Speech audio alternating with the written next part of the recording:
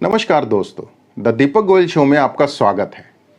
पिछले श्लोकों में हमने देखा था कि अर्जुन का जो गुस्सा है वो उसके भावनाओं के ज्वार में बह गया था और उसको अपने शरीर में कपकपी महसूस हो रही थी, रोंगटे खड़े हुए महसूस हो रहे थे, हाथ से धनुष पकड़ा नहीं जा रहा था, शरीर में जलन हो रही थी, खड़ा होना भी उसको भारी हो रहा था। तो इन लक्षणों को अपने शरीर में देखकर अर्जुन जो है वो आने वाले रिजल्ट को लेकर शायद चिंता कर रहा है, जो इस श्लोक में आता है। तो ये पहले अध्याय का 31वां श्लोक है। तो श्लोक इस प्रकार है, निमित्तानि च पश्यामि विपरीतानि केशव न च श्रेयो अनुपश्यामि हत्वा स्वजनम आहवे।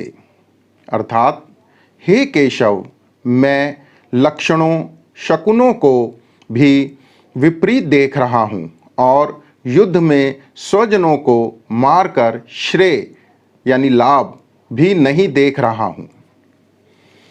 यहां पर जो अर्जुन के शरीर में जो लक्षण हो रहे हैं, जो हमने पिछले श्लोक में देखा था, जिसमें उसने कहा था कि मेरे अंग शिथिल हो रहे हैं, सिदंती मम गात्राणि मुखम च परिशुष्यति, मेरा मुख सूख रहा है, वे पतु च शरीरे में रोम हर्षा च जायते, शरीर में कपकपी हो रही है और मेरे रोंगटे खड़े हो रहे हैं, गांडीवम संसृते हस्तात, मेरे हाथ से गांडीव धनुष खिसकता जा रहा है, मतलब उस मेरे से पकड़ा नहीं जा रहा, और मेरे शरीर में जलन हो रही है, यहाँ तक कि मेरे को बड़ा भ्रम हो रहा है और मेरे से खड़ा नहीं हुआ जा रहा। तो ये जो 8 चिन्ह अर्जुन ने बताए थे, उनसे अर्जुन को लग रहा है कि ये शकुन अपशकुन हो रहे हैं। मतलब ये जो लक्षण है जो अर्जुन देख रहा है, उससे उसको लगता है कि ये भविष्य के बारे में ये भविष्यवाणी कर रहे हैं कि ये ठीक नहीं होने वाला, ये लक्षण जो है ठीक नहीं है। यहाँ पर अर्जुन जो है वो शकुनों की बात करता है। वैसे अगर आप देखें तो शकुन अपशकुन जो होते हैं, जैसे बिल्ली रास्ता काट गई, तो उसमें बिल्ली के रास्ता काटने से कोई काम नहीं बिगड़ता, या बिल्ली बेचारी जो है वो किसी काम को नहीं बिगाड़ रही है।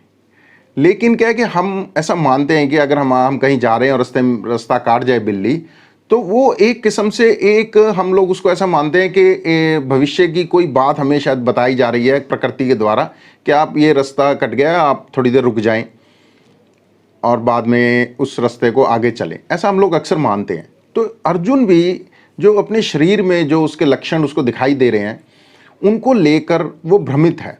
उसको लग रहा है कि मेरा कार्य जो है ना सिद्ध नहीं होगा। उसको ये अपशकुन मानकर चल रहा है। हालांकि जो उसके शरीर में लक्षण थे वो तो जो उसको नर्वसनेस हो रही थी उस वजह से शरीर में ये सारे लक्षण उसके आ रहे थे। लेकिन अर्जुन जो है इनको भावी परिणाम का एक सूचक मानकर और कह रहा है कि मैं लक्षणों को विपरीत देख रहा हूँ। ऐसा कहते हैं ना कि well begun is half done. अगर कोई काम बहुत उत्साह से शुरू हो तो कहते हैं कि आधा तो समझो निपट गया। लेकिन अगर किसी काम के शुरू में ही आपका उत्साह मर जाए, आपका मोरल डाउन हो जाए, तो फिर आपको उस काम को करने में आपका जो मन है, आपका जो संकल्प है ना, वो पीछे हटने लगता है और वो काम फिर ढंग से शायद पूरा नहीं होता। तो यहाँ पर भी अर्जुन की यही माइंड की जो सिचुएशन यही है कि मेरे को ये लक्षण जो है वो ठीक दिखाई नहीं दे रहे हैं। और वो ये कह रहा है कि युद्ध में स्वजनों को मारकर कोई लाभ भी नहीं देख रहा हूं। कहने का तात्पर्य यह है कि उसको लग रहा है कि मान लीजिए मैं इन सबको मार के जीत भी गया तो मेरे हाथों कुल का नाश ही होगा, और अपने जो बहुत ही रिस्पेक्टेड पर्सन्स हैं, पिता है, दादा है, भाई है, बच्चे हैं, उनको मार के तो मेरे को शायद पाप ही लगेगा और मैं तो नरकों में चला जाऊंगा। तो मेरा जो है ये जीवन भी बिगड़ेगा, आने वाला जीवन भी शायद बिगड़ जाएगा। उसके मन में ऐसा ख्याल आ रहा है। असल में क्या है कि अर्जुन की जो हालत है वो नर्वसनेस होने की वजह से बिगड़ती जा रही है।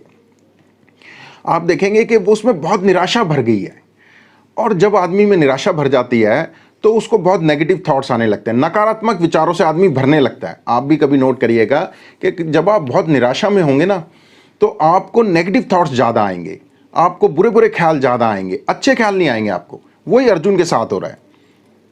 और अब वो युद्ध के परिणाम के बारे में सोच रहा है कि युद्ध का क्या फल होगा, और यहाँ पर वो सोच रहा है कि युद्ध में क्या जीतने पे क्या लाभ होगा, क्या हानि होगी। तो वो फाइनल रिजल्ट्स को लेकर जो है वो ज़्यादा नर्वस हो रहा है और युद्ध के लाभ हानि से ही वो डिसाइड करना चाह रहा है कि मैं युद्ध लड़ूं कि युद्ध से पीछे हट जाऊं। मतलब ये है कि वो युद्ध के फल को देखकर अपने एक्शन को डिसाइड करना चाह रहा है। रोज़मर्रा के जीवन में हम लोग भी फल को पहले देखते हैं और उसके बाद अपना action, course of action decide करते हैं। हम लोग भी कोई काम करते हैं तो पहले हमारा जो निगाह होती है, जो हमारा दिमाग होता है, वो पहले फल को तोलता है कि हमें क्या मिलेगा, हमारा लाभ होगा, हानि होगी, क्या फल मिलेगा, और उसके बाद हम एक्शन को डिसाइड करते हैं। और यहाँ पर अर्जुन भी अपनी नर्वसनेस में जो है वो फाइनल फल को देखना चाह रहा है और उससे डिसाइड करना चाह रहा है कि मैं ये युद्ध लड़ूं कि नहीं लड़ूं। पांडव जिन्होंने सारी उम्र कष्ट सहे, जिन्होंने वनवास झेला 12 साल का, 1 साल का ज्ञातवास झेला, जिनका कौरवों ने बहुत अपमान किया, उनको प्रताड़ित किया, उनको मारने तक की लाक्षागृह में कोशिश करी, और जब उनसे युद्ध करने का टाइम आ रहा है तो अर्जुन फाइनल लाभ हानि सोचता हुआ युद्ध से पीछे हटने की उसके दिल में बहुत ज़्यादा आ रही है। जब उसको उसके ऊपर हुए अन्याय को लड़के और न्याय पाने का जब उसके पास समय आया है, तब वो फाइनल रिजल्ट्स को सोच सोच के, लाभ हानि को सोच सोच के पीछे हटना चाह रहे हैं। आप देखेंगे हम लोग भी अपने जीवन में कई बार ऐसे ही सिचुएशन से गुजरते हैं। हम लोगों को भी लगता है कि जो हमारे साथ अन्याय हुआ है या जो हमारा हक है उसके लिए हम लड़ें कि ना लड़ें, अपने ऊपर होने वाले अन्याय के लिए, अपने न्याय प्राप्त करने के लिए हम लड़ें या फिर हम भाग्य के ऊपर छोड़ देते हैं।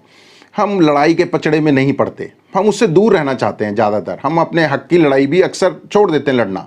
हम कहते हैं ठीक है यार, जो भाग्य में उसी को झेल लेंगे, कोई बात नहीं। हम भी आवाज़ उठाने से कई बार पीछे हटते हैं। हम फाइनल परिणाम सोचते हैं कि पता नहीं इसका परिणाम क्या होगा।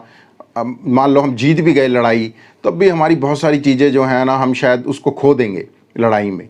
वही सेम सिचुएशन यहाँ पर अर्जुन के साथ हो रही है कि अर्जुन भी राज्य तो चाह रहा है, अर्जुन भी अपना हक तो चाह रहा है, अर्जुन भी न्याय तो चाहता है कि हमारे को आधा राज्य का हक मिले, लेकिन वो भी लड़ाई को ही सोच रहा है कि यार लड़के इतने सारा नुकसान होने के बाद राज्य मिलेगा भी तो उसका क्या लाभ या हानि होगा। फाइनल रिजल्ट्स को देखकर जो है एक्शन को डिसाइड करना चाह रहा है। और यहाँ पर अर्जुन के साथ हैं भगवान श्री कृष्ण, और वो अर्जुन की सारी बातें सुन रहे हैं। अर्जुन उनको अपना बड़ा खास मानते हुए, अपना मानते हुए, उसके मन में जो कुछ आ रहा है वो भगवान श्री कृष्ण को एज इट इज़ बोल रहा है। जो उसका इमोशनल आउटब्रस्ट है वो भगवान के आगे चल रहा है, और आने वाले श्लोकों में भी अभी ये इमोशनल आउटब्रस्ट चलेगा और भगवान उसकी बात बहुत तसल्ली से सुन रहे हैं और अभी आगे भी सुनेंगे। अभी भगवान कुछ नहीं कह रहे हैं। तो चलते हैं अगले श्लोक की तरफ कि अर्जुन का और इमोशनल आउटबर्स्ट क्या है। धन्यवाद।